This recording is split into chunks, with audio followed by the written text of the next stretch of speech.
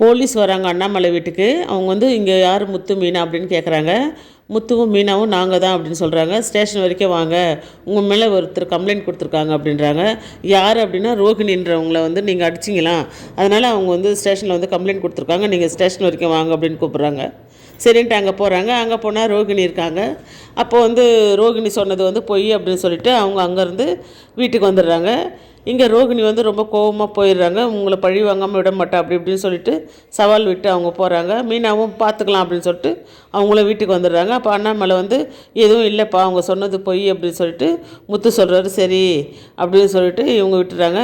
இங்கே பார்த்தீங்கன்னாக்கா சிந்தாமணி வந்து அந்த ஃபைனான்சர்கிட்ட சொல்லி வீடை வந்து நீங்கள் வந்து கையெழுத்து போட்டு வீடு பத்திரத்தை வாங்கிக்கோங்க அப்படின்னு சொல்கிறாங்க. இங்கே முத்துவும் அண்ணாமலையும் விஜயா கிட்ட வந்து வேணாம், கையெழுத்து போட வேணாம், கொஞ்சம் யோசித்து நம்ம முடிவு எடுக்கலாம் அப்படின்றாங்க. இந்த சேனலை சப்ஸ்கிரைப் பண்ணுங்கள்.